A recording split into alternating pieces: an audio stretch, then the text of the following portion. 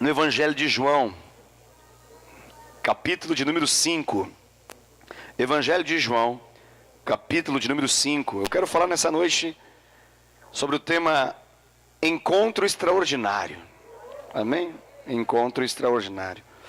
Então, abra sua Bíblia, por gentileza, no Evangelho de João. Evangelho de João fica depois dos livros de Mateus, Marcos, Lucas. Logo chegamos no Evangelho de João, capítulo de número 5.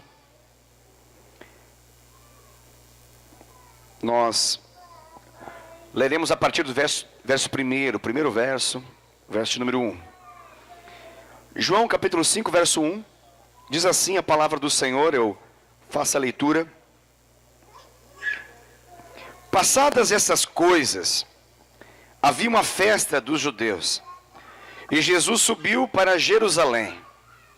Ora, existe ali, junto à porta das ovelhas, um tanque, chamado em hebraico Betesda, o qual tem 5 pavilhões.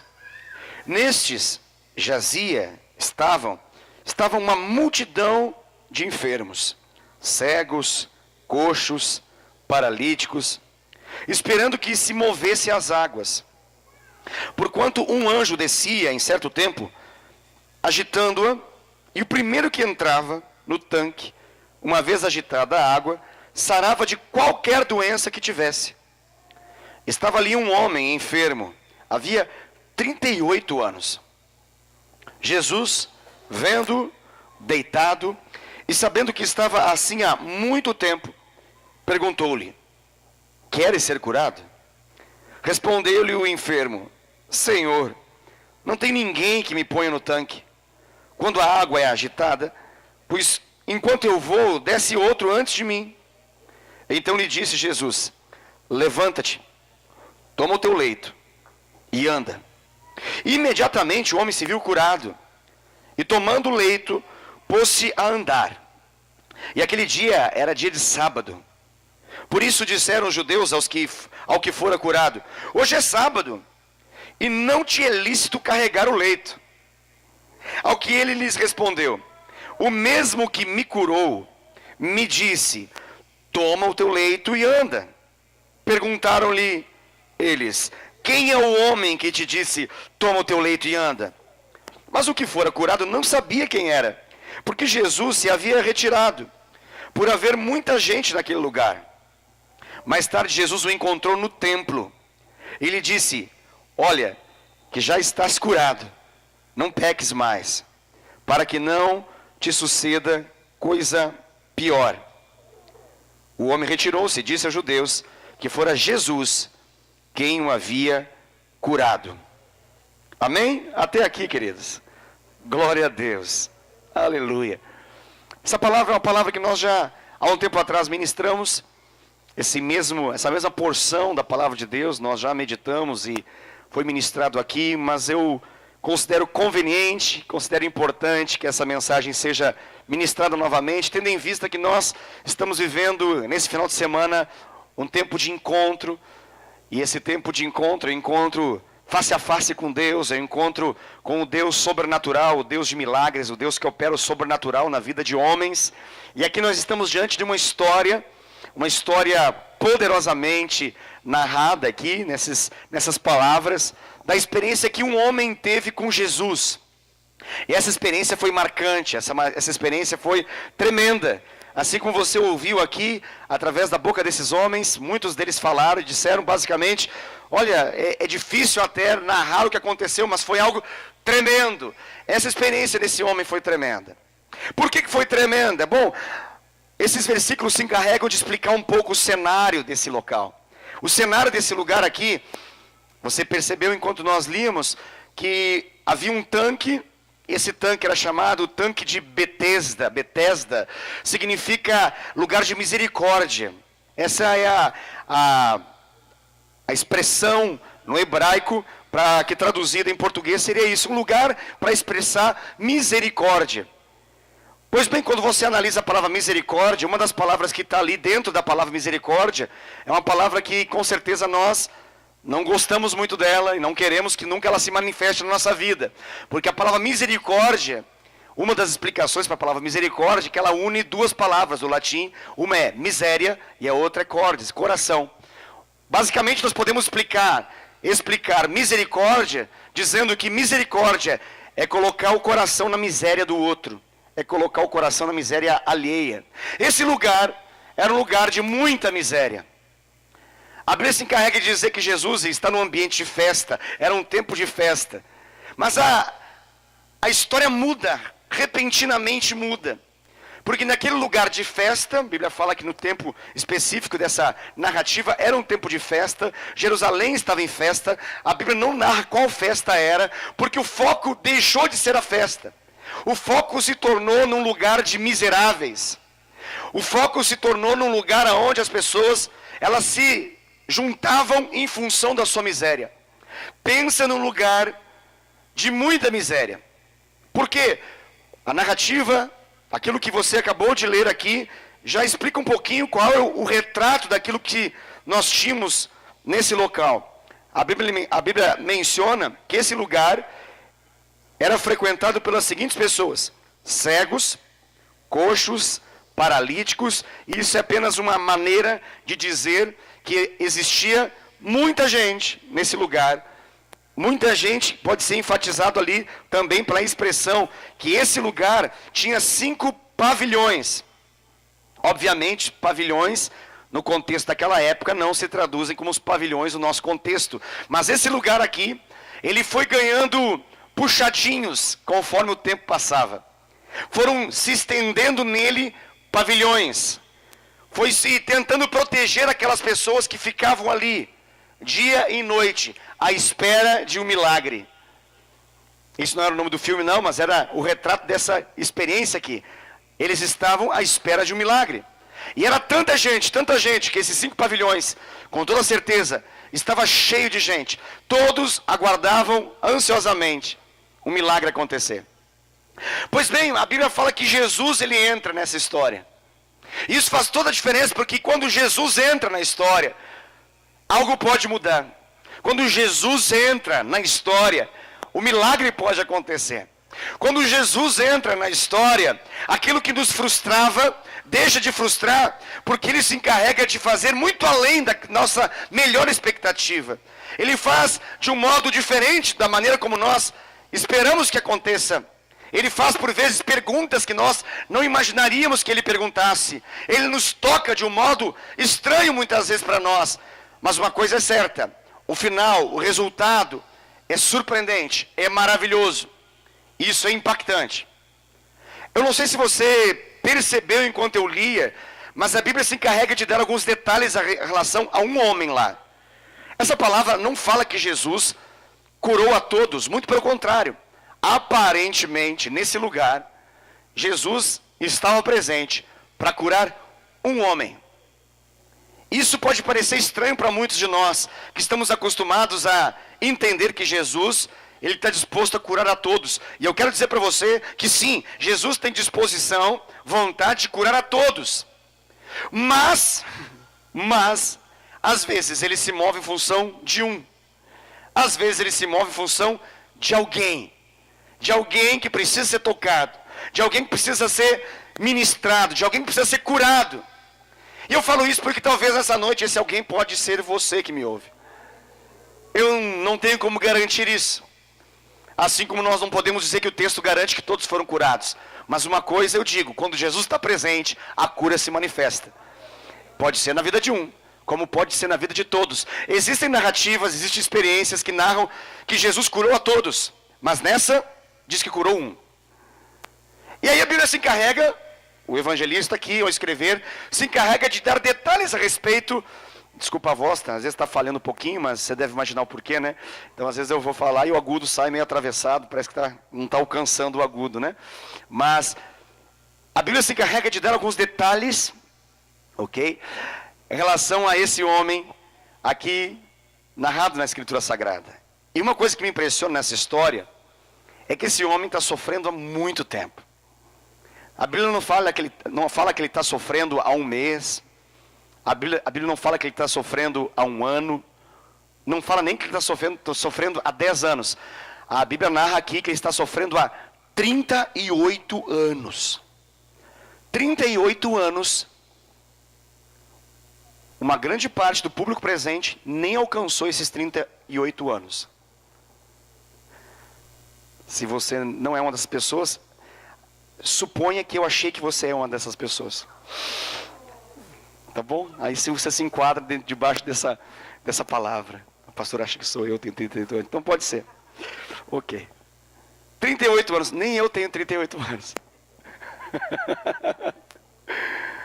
Ainda não cheguei nessa idade. Por que estou falando isso? Porque a Bíblia não fala que esse homem tem 38 anos. A Bíblia diz que ele está com essa enfermidade há 38 anos. E tem um detalhe técnico nessa palavra que me chama a atenção. Que só é mostrado para nós depois que a cura acontece. E detalhe, depois que a cura acontece, depois que o curado tenta descobrir quem o curou, depois que o curado tenta descobrir quem o curou e não acha aquele que o curou, passa um tempo, e agora esse homem que foi curado está no templo. E agora ele vai ter um encontro com Jesus. Jesus fala um negócio muito louco para ele, muito estranho. Ele fala o seguinte, fala, você está curado, homem. Já passou um tempo, ele fala, você está curado. Aí ele diz o seguinte, mas cuidado, não peques de novo, não peques mais, para que não te suceda algo pior. Pastor, o que ele quis dizer? Bom, tudo nos leva a crer que ele está mencionando que essa enfermidade tem ligação com o pecado na vida desse homem. Meu Deus, pastor, pode isso? Pode isso, Arnaldo? Parece que sim. Aquilo que Jesus está mencionando tem lógica. Ele está falando com esse homem, dizendo o seguinte, olha, homem, você está curado, pare de pecar.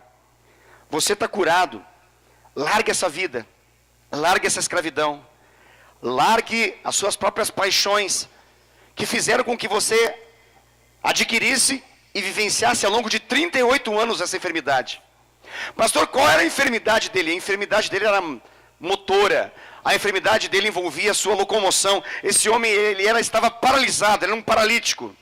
Ele era uma pessoa que tinha uma debilidade que o impedia de andar. Essa era a realidade desse homem. Quando Jesus fala isso para ele, não nos parece que ele está mencionando apenas o seguinte, olha, uma vez que você está salvo, uma vez que você está curado, ok, não peque mais. Mas sempre quando Jesus fala essas palavras, não peque mais, normalmente, e tudo nos leva a crer que ele está falando isso novamente, ele está falando em função da experiência passada da pessoa. E o que é estranho para muitas pessoas é que Jesus está dizendo que existem enfermidades físicas que são resultado de uma realidade espiritual. A medicina já sabe, isso não é novo nem para você, quanto mais para mim, de que existe a capacidade de nós somatizarmos algo. A medicina já entende isso. E ela abre espaço para um campo de ação que ela não garante. E aí entra uma outra ciência, que é a psicologia, que vai ajudar a entender essas realidades, daquilo que às vezes a alma não tratada psicomatiza de modo que se manifesta no físico. Existem algumas enfermidades cuja causa são da alma humana. Nós sabemos disso. Nós sabemos disso. Mas não é isso que Jesus está falando aqui. Ele não está falando que o problema do paralítico era a sua alma. Jesus está tentando nos mencionar que o problema do paralítico era seu pecado. Você consegue entender isso? Está comigo ainda? Glória a Deus. E o que é maravilhoso nessa história é nós sabemos que uma verdadeira, poderosa, profunda, um profundo encontro com Jesus tem a capacidade de mudar a nossa vida. E tem a capacidade de quebrar esse legado maldito que se manifesta fisicamente por conta de uma realidade espiritual. Que realidade espiritual é essa, pastor? Bom, a realidade espiritual simples aqui, quando Jesus fala não peques mais para esse homem, para que não te suceda algo pior ainda, é que Jesus está dizendo que o nosso pecado, ele é algo muito relevante, muito importante. Ele é algo muito forte. E com toda certeza, se não se manifestar no físico, em alguma área do nosso ser, ele vai se manifestar como uma atrofia, como uma paralisia, nos emperrando a vida, nos impedindo de vencer, de andar em vitória, de caminhar na vida. É por isso que essa história faz muito sentido, porque ela é literal. Você sabe, eu tenho certeza disso, que viver no pecado faz com que você esteja paralisado em algo na sua vida, você sabe disso. Mas na história desse paralítico, o pecado dele não apenas paralisava algo no interior dele, paralisou suas pernas, paralisou sua coordenação motora, arrastou ele, e ele não tem 38 anos, faz 38 anos que ele sofre, ele já é um homem muito mais velho do que isso. E ele está agora convivendo junto a muitas outras pessoas com a mesma situação. Todos ali têm a mesma situação, não a mesma realidade física, mas todos têm a mesma situação de impossibilitados. Eles estão enfermos ao extremo. E qual que é o lance ali? Olha que coisa. A verdade é que os historiadores, quando eles tentam entender essa história, eles não sabem dizer se isso aqui era apenas como um mito que existia, como uma ideia que se criou, ou se de fato isso acontecia. Como nós estamos lendo esse texto, vamos supor e acreditar de fato que acontecia exatamente como estava ali narrado. Que uma vez, de algum tempo, em algum momento, um anjo de Deus, um anjo, fazia uma manifestação sobre as águas daquele tanque chamado Betesda. E por isso aquele lugar passou a ser conhecido como Casa de Misericórdia. E nessa agitação desse anjo, isso se tornava visível. Talvez o anjo não era visível, mas a agitação das águas era visível. Você conseguiu entender? Talvez o anjo não pudesse ser visto, mas a agitação das águas dava para ser vista. Tudo nos leva a crer que quando as águas agitavam em algum momento atrás, uma cura acontecia na primeira pessoa que saltava na água. Depois, em outro momento, as águas voltaram a se mover de algum modo, uma agitação na água, e outra pessoa pulou nessa água e também saiu curada. Bom, obviamente você já deve imaginar que esse lugar passou a se tornar um lugar de curandeirismo. Esse lugar passou a ser considerado como um centro de tratamento espiritual, em que as pessoas estavam ali para poder de algum modo receber um impacto da experiência de um anjo que movimentava as águas, e o primeiro que saltasse nas águas seria curado. Eu fico imaginando, porque minha mente é imaginativa, se de repente ninguém avisasse para uma pomba, ninguém avisou uma pomba por ali, uma pomba está passando justamente em cima de Betesda, ela comeu alguma coisa, e não fez bem para a pomba, e no voo, o belo, bonito voo da pomba, ela se encarregou de lançar fora aquilo que não lhe fez muito bem. E ao lançar fora, tenta imaginar essa cena, automaticamente, o que isso faz na água? Imagina essa realidade, tentar identificar quando o que é que acontece, quando não acontece.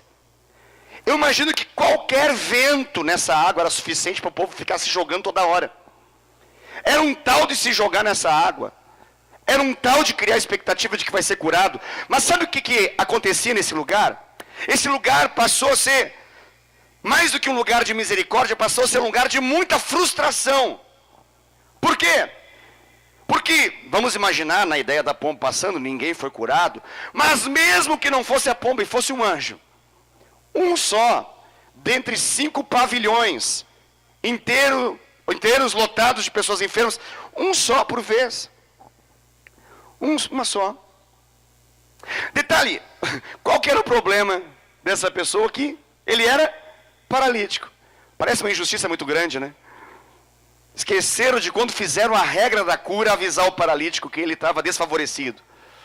Esqueceram de dizer para ele, é o seguinte, a regra funciona aqui, a regra é clara e nós vamos explicá-la. Funciona assim, o primeiro, depois que a água for agitada, se lançar nas águas, ou for lançado por alguém nas águas, ele vai ser curado. Mas o camarada, ele era paralítico. Até o cego estava mais fácil de cair nas águas antes.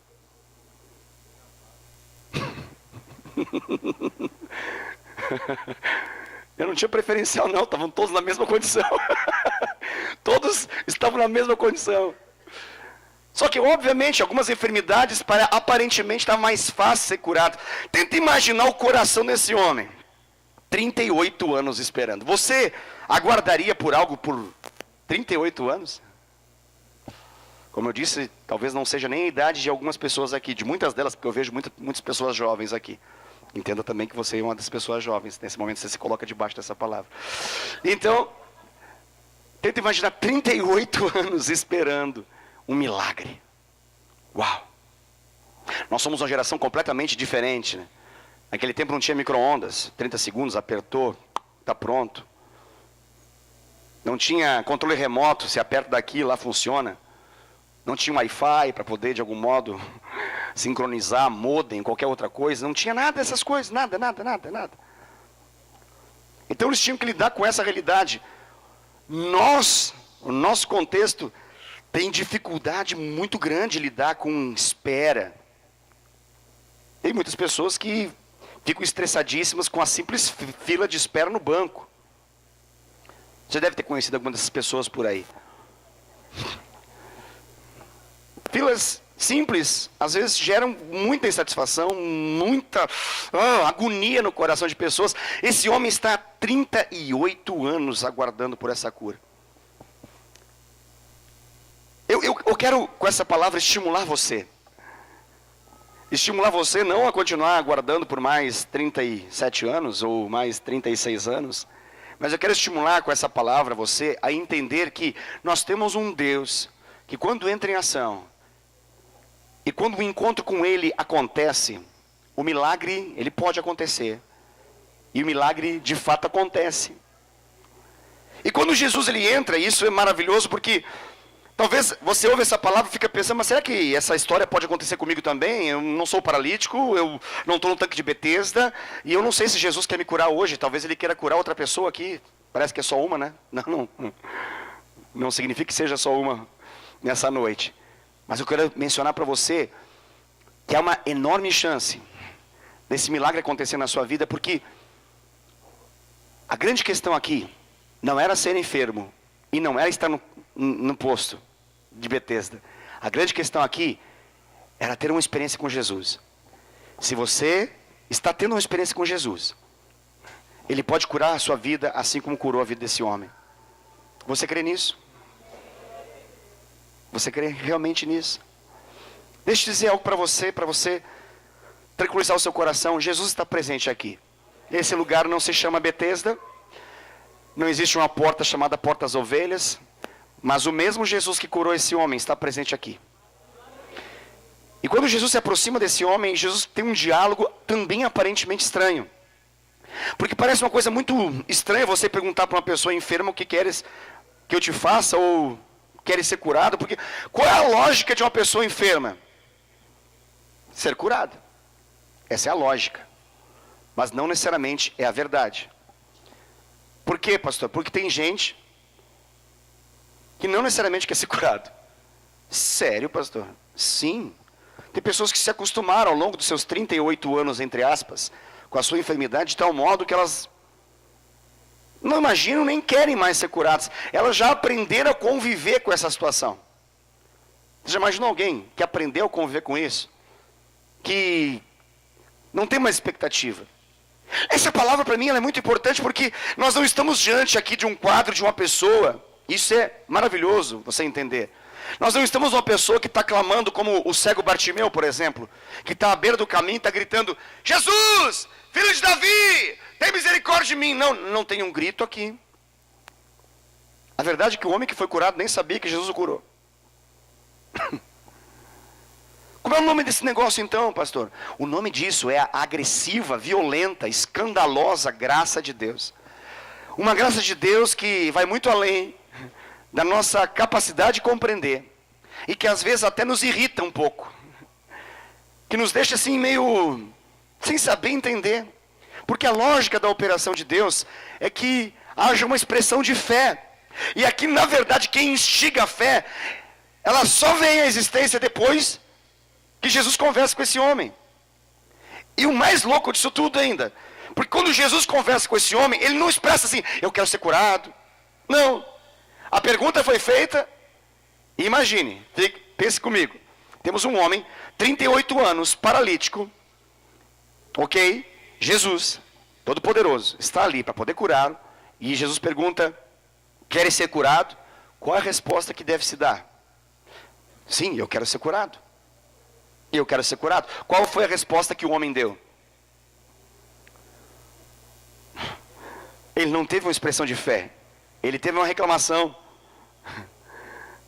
Ele não fez uma oração de fé. Ele procurou uma caixinha de reclamações. Ele queria ouvidoria.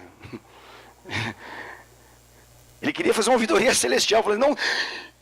Ele está explicando, eu não posso ser curado, Senhor. E por enquanto não é o Senhor Jesus, é apenas um Senhor que está ali. E eu não posso ser curado porque sempre alguém é curado antes. Sempre. E ele expôs uma reclamação. Ninguém se preocupa comigo. Ninguém se importa comigo. Todos pulam na frente. Tenta imaginar esse contexto, se você algum dia já dependeu de órgãos públicos.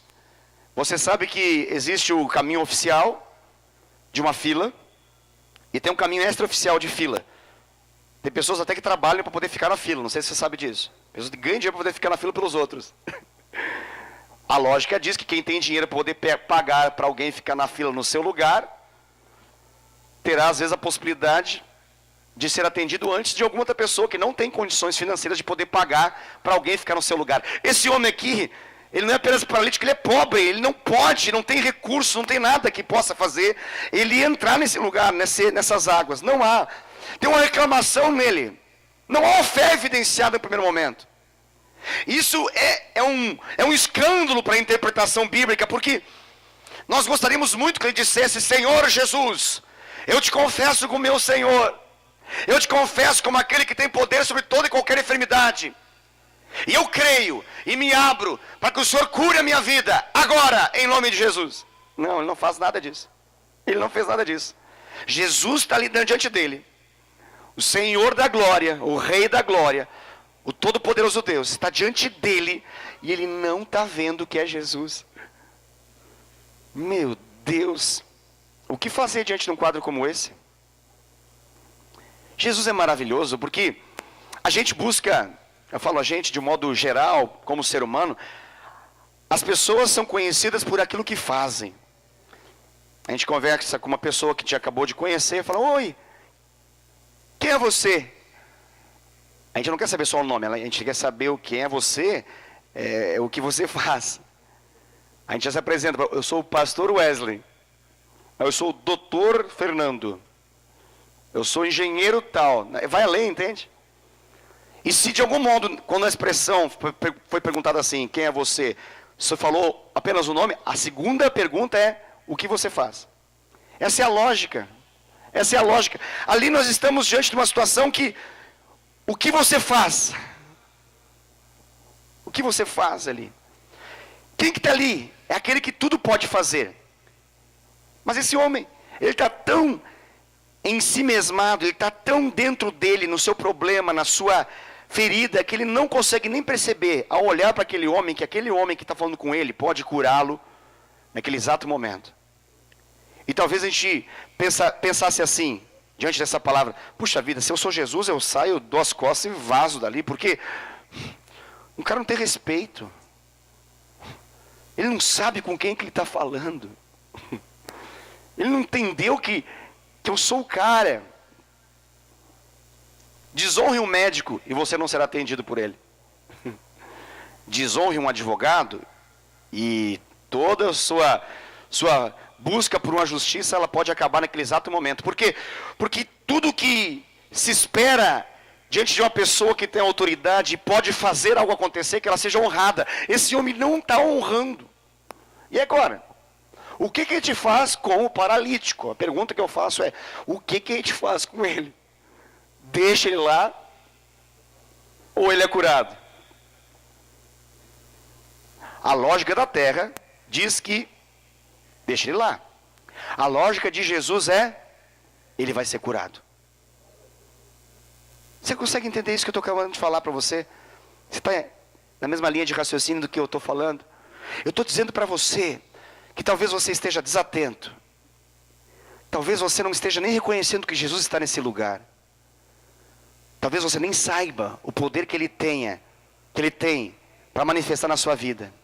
Talvez você não consiga compreender o plano maravilhoso, sobrenatural, extraordinário que Ele tem a manifestar na sua história. E talvez até nós, ao pensar sobre isso, vamos dizer: você vai perder a bênção. Você vai perder. Porque você não está da maneira apropriada, do jeito certo. Essa insistência de Jesus em querer nos curar, ela é agressiva demais. Deixa eu dizer algo para você. Jesus quer mais te curar do que você quer ser curado. Jesus está mais disposto em te salvar do que você querer ser salvo. Jesus tem mais atenção, atração, fascínio por você do que você tem por Ele, e do que você tem pelas suas próprias mazelas, para se ver livre delas. Pastor, você está querendo me xingar? Não, eu estou querendo dizer que Jesus, Ele é muito melhor do que nós imaginamos. A religião, a lógica, ela diz que precisa uma série de coisas para que esse homem possa ser curado. Aí vem Jesus e quebra a lógica e fala: eu vou curar esse cara. Deixa eu dizer para você, Jesus está aqui de novo para poder dizer: eu vou curar esse cara. Eu vou curar esse cara. Eu vou curar essa pessoa, eu vou curar essa mulher, eu vou curar esse jovem. Meu Deus, mas eu não fiz nada, pastor. Pois é, nós temos aqui um bom argumento bíblico que às vezes, até quando a gente não faz nada, e quando Jesus quer fazer, Ele nos vence. Mas para que Ele possa fazer, parece que Ele tem sempre que nos instigar a fé, mesmo que ela não seja aquilo que existia no começo, porque não tem fé nenhuma aqui. Aí Jesus faz a pergunta para ele: quer ser curado? Qual que é a intenção de Jesus? É que ele diga: eu quero ser curado. A resposta dele é: a culpa é dos outros. Eu estou assim porque ninguém se preocupa comigo. Talvez você esteja aqui e é uma impressão de culpa no seu coração por uma série de coisas que aconteceu na sua alma, no seu interior, na sua mente, na sua vida.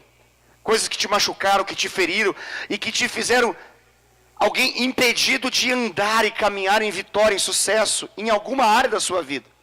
E talvez sempre quando Deus está falando, você logo pensa: logo vem na mente aquela pessoa que te fez sofrer, aquela que não te deu atenção, aquela que de algum modo está ligado e explica essa situação. E aí alguém poderia pegar essa palavra e falar assim: e agora o que Jesus vai fazer com isso tudo? Isso me impressiona, porque Jesus não dá bola para isso. Esse Jesus, ele vai além da nossa maneira de entender, porque alguém poderia falar assim: então vamos fazer o seguinte, homem, eu percebi que você tem um problema na sua alma, vamos fazer um divã. Eu percebi que na verdade o seu problema, mais do que físico, ele é emocional, você não consegue ter gratidão. Fale assim: gratidão, faça hashtag gratidão. Não, ele não faz nada disso. Ele não está preocupado com a gratidão, nesse exato momento, nem com a expressão de fé desse homem.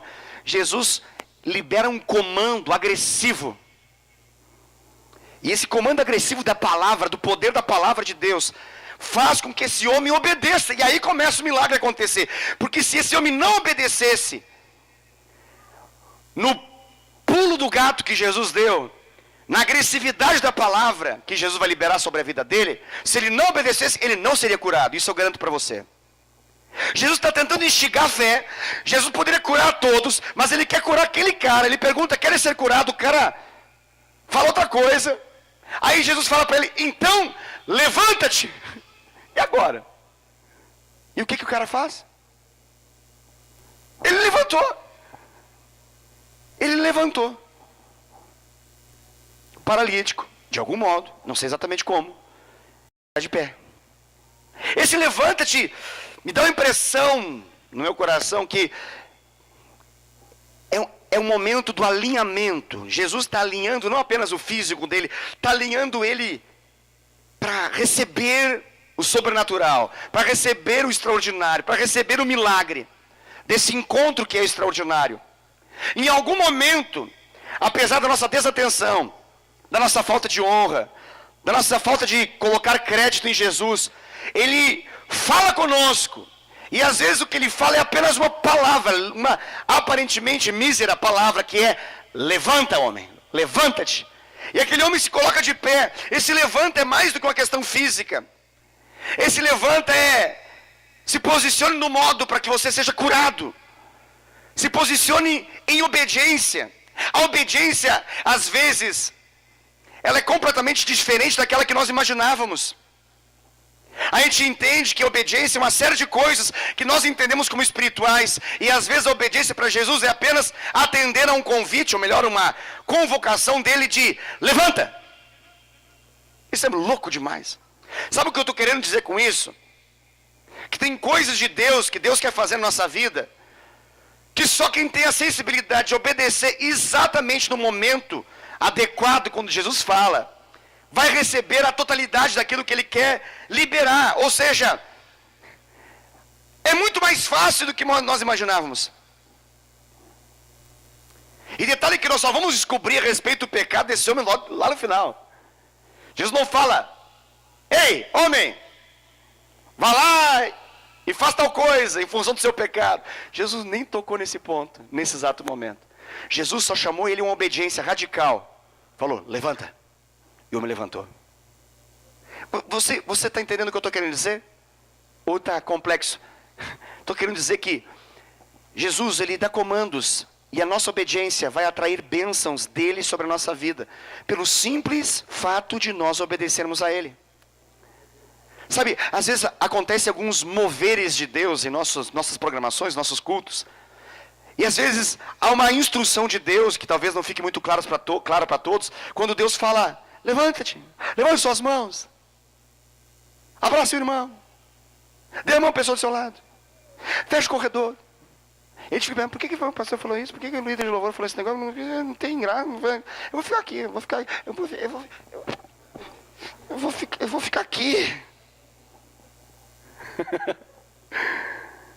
E no nosso século a gente entende isso, a gente tem que respeitar as escolhas das pessoas, é claro. Mas esse camarada falando: que é isso, levantar, não está vendo, eu sou paralítico, rapaz. Que história é essa? Para me levantar aqui é complicado, vai fazer muita força. Mas que Jesus agressivo esse, né? Ele não faz um tratamento, uma terapia, uma vez por semana, volte aqui outra vez. Não, levanta-te. Esses imediatismos dos comandos de Jesus me impressionam muito. E eu quero frisar esse ponto para você entender que existem milagres que estão a uma obediência da sua vida. Existem milagres que estão a uma mísera, pequena, mas extraordinária obediência, que vai manifestar o seu sonho de 38 anos. Você consegue entender isso que eu estou falando? Por que isso? Porque o pastor resolveu falar isso? Não, é porque a palavra de Deus, e quando você obedece a palavra de Deus, Deus faz o sobrenatural acontecer. Você sabe por que esses homens aqui, eles chegaram aqui do modo como chegaram? Porque eles se permitiram passar por uma mudança. Sabe como é que eles chegaram lá? Eu vou contar para vocês, eles chegaram assim, ó. Com cara de matador, assim. A gente não, se a gente tentar imaginar o que está acontecendo, parece que deve estar com alguma dor no corpo, algum problema insolucionável, deve estar prestes a morrer, é um condenado talvez. Esse é o quadro típico de um sábado de manhã. É assim, pastor? É assim.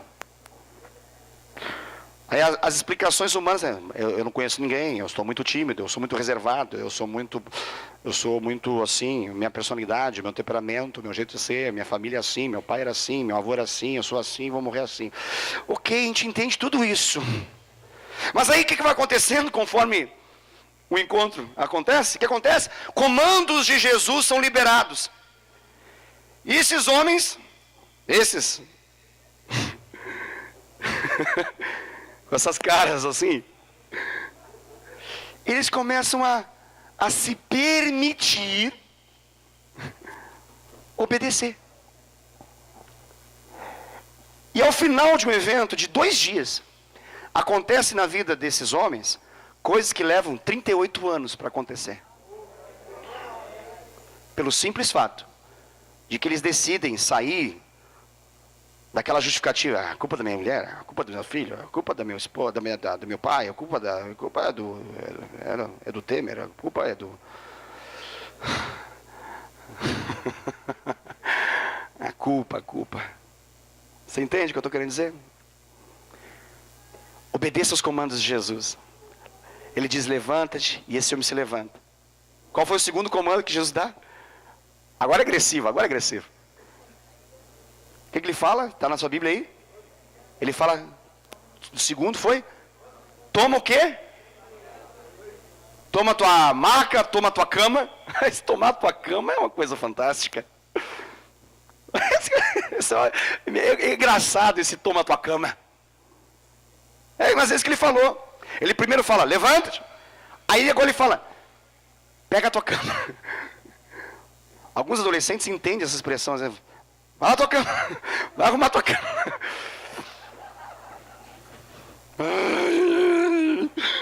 Tudo eu nessa casa. Não pode ser meu irmão. Toda aquela história da cama. A tal da história da cama. Ai, Deus. Esse negócio de cama é um problema, né? Arrumar a cama, pegar a cama, movimentar a cama ou sair da cama é um problema. Esse cara está na cama faz tempo, irmão. Claro que a coisa começa com uma enfermidade agressiva, mas daqui a pouco a gente se acostuma e fica até gostosinho ficar na cama. Alguém que passa e fala, meu Deus, está perdendo a vida. Ele fala, não, estou na cama, está de boa. Está suave. Como que Jesus consegue interpretar tão rapidamente a cena, né? Jesus é pontual, ele fala para esse cara, toma a tua cama. Qual era a cama desse homem? Que cama é essa? É a cama de um enfermo. Você conhece uma pessoa de enfermidade de longo tempo, como que a cama dela é? Eu sei que você não entende isso, sua cama é cheirosinha. Né? Você troca o lençol a cada...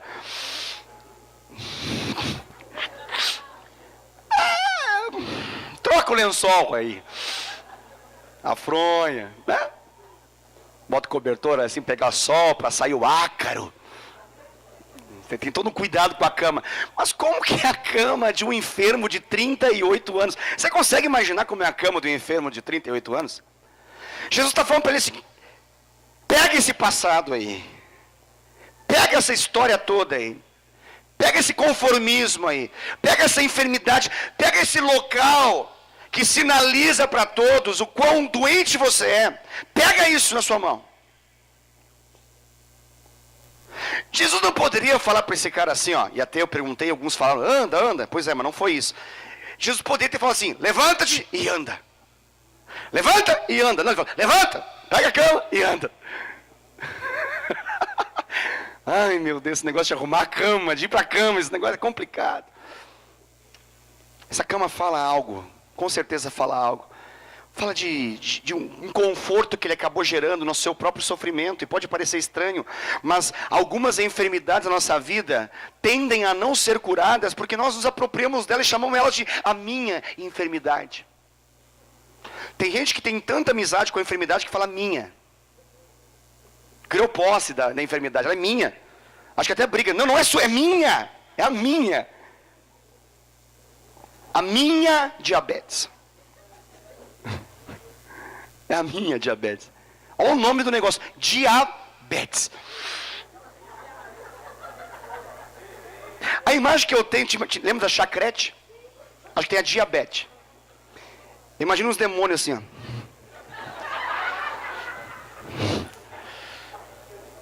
Pastor, você não entende diabetes. Eu sei que é diabetes, fica tranquilo, não sou ignorante assim. Mas é a imaginação, minha imaginação é muito rápida, né? Fico imaginando lá. E a pessoa fala, é minha. Tem gente que tem um apego à enfermidade, que quando a cura está sendo mencionada, ele fala, mas a minha. Aí Jesus fala, não é minha. Não é minha, Jesus, é minha. Mas fui eu que tomei na cruz, não, mas é minha. A minha úlcera, a minha gastrite, a minha gastrite, a minha osteoporose, a minha joanete, ai, a minha dor de cabeça, a minha dor no joelho, é minha. Olha que posse, virou minha. Eu não quero mais, gostei dessa frase, eu não quero mais. Em nome de Jesus, não quero mais, velho. Primeira coisa para não querer mais é falar assim, não é minha mais esse negócio. Em nome de Jesus, não é minha. Muda a palavra. A enfermidade vai sair porque mudou a palavra. Se há poder de vida e morte na língua, quem sabe você consegue exercer esse poder sobre você mesmo, quando você para de falar que ela é sua, é minha, o meu. Jesus está ali e fala, eu vou quebrar esse negócio. E olha para onde ele coloca essa cama. A cama na vida do paralítico não é mais para deitar. Que loucura é isso? Jesus vai mudar o cenário. Eu acho assim que ficaria mais bonito na imagem, que Jesus fala assim, vamos pegar a cama, fazer uma sessão. Pega fogo, vamos orar em cima da cama. Espíritos que rondam essa cama. Espíritos territoriais de camas. Sai, espírito de cama, sai. E agora vamos tacar fogo na cama. Jesus não faz esse negócio. Pastor, não pode tacar fogo em cama se Deus der uma direção? Taca fogo em cama, pode tacar fogo no que quiser se Deus der a direção. Não estou falando contra isso. Só querendo dizer que Jesus não queimou a cama, não quebrou a cama, não jogou em um terreno baldio qualquer a cama. Jesus falou para ele, levanta essa cama. Você consegue imaginar agora, o paralítico está de pé e tem uma cama nos seus ombros. Olha que cena fantástica isso. Alguém que passa, não pode fazer isso com ele. Coitadinho, ele é dodói, ele tem problema.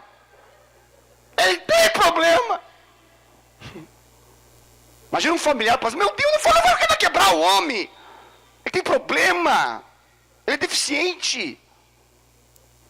Porque além da gente entrar nesse processo de minha, as pessoas à nossa volta passam a nos ver em função desse estigma. Ele é assim. Não, calma, ele é assim. Não faz nada, ele é assim. É melhor nem contrariar. O médico disse que não é bom contrariar. Ele é assim. É coisa dele. Jesus, a imagem é essa. É estranha, mas ela é muito interessante. Temos um homem agora. E agora qual que é o terceiro comando? Anda! Rapaz! Anda! Ele vai andar. Só que ele vai andar com uma cama na cabeça. Olha que cena isso. Por que Jesus faz essas coisas com a gente? Porque essa cama representa o quê? Essa cama é o testemunho da vida desse homem. É o testemunho de vida dele. Agora, ele vai evidenciar para todos que existiu uma cama na vida dele. Mas a cama não domina mais ele. Agora é ele que domina a cama. A cama não é a base da vida dele. Agora a cama serve como um testemunho público. Um dia, eu fui escravo da cama. Mas Jesus me libertou dessa realidade. Isso é maravilhoso. Isso é sobrenatural. Aí Jesus cura ele no sábado, dá um problema gigante, porque Jesus não podia curar no sábado. Detalhe que o problema é maior. Além de Jesus curar no sábado, o cara andou, não podia nem andar com o negócio, porque é trabalho. Se alguém se desse tantos passos com alguma coisa na cabeça, é trabalho, não pode, dia do Senhor tem que ficar parado. Olha o problema, cara. Primeiro dia, depois de 38 anos que anda... 38 anos querendo dar umas 10 passadinhas para frente. 10 passitos, assim.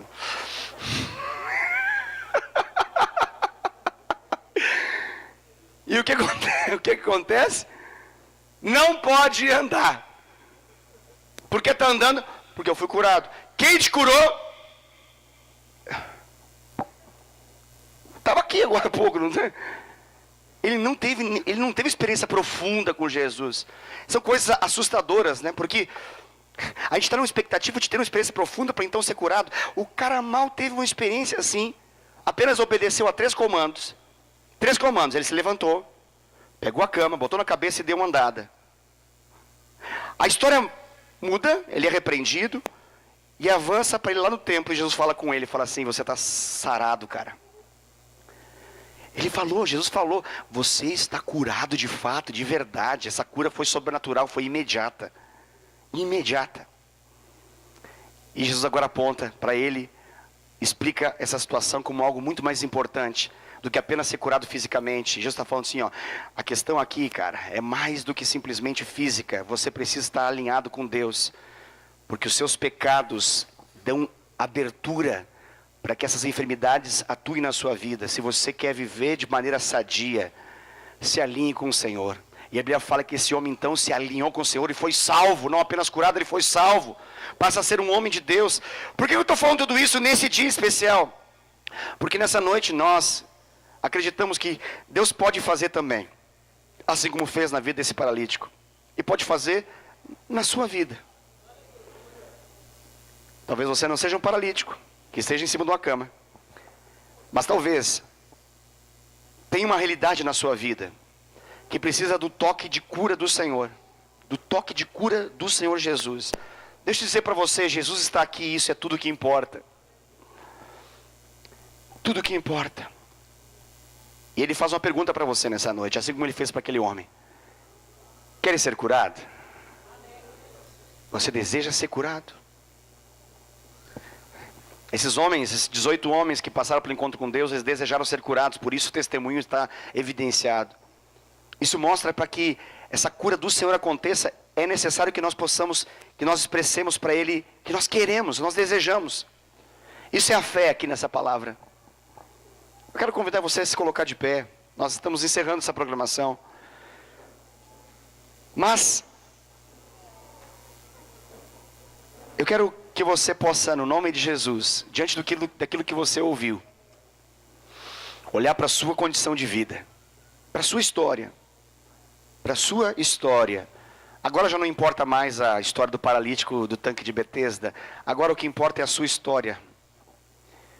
Essa noite ela pode ser uma noite de cura, ela pode ser uma noite de salvação, ela pode ser uma noite especial para a vida de muitas pessoas aqui. Você quer ser curado? A maior de todas as curas se chama salvação. É aquela que soluciona o nosso pecado. Talvez você não precise de uma cura em função de uma paralisia. Talvez você precise se entregar para o Senhor de todo o seu coração e dizer para Ele: eu quero ser curado, eu quero ser transformado, eu quero ser mudado, eu quero andar de modo reto, eu quero andar de modo correto, certo. Não quero ficar caindo como alguém que tem problema na sua coordenação motora. Talvez você já tentou caminhar e caiu em várias áreas da sua vida. Isso trouxe feridas, trouxe tristeza ao seu coração. Mas lembre-se, você está diante de um Jesus que é mais apaixonado por você do que a capacidade que você tem de se apaixonar por Ele. Ele te ama mais do que a capacidade que você tem de responder esse amor por Ele. Você entende isso? Deixa eu fazer um convite para você nessa noite. Se você quer ser curado, entenda que essa cura, ela envolve um alinhamento da sua vida para com Deus. E nessa noite eu falo para todos aqueles homens e mulheres que estão aqui e que sabem que não são paralíticos físicos, mas estão com a sua vida paralisada por causa de pecado, por causa de distanciamento de Deus, por causa de um quadro semelhante a esse, mas que já sabem que Jesus está nesse lugar. Eu quero que você dê uma chance para o Senhor tocar a sua vida, em nome de Jesus.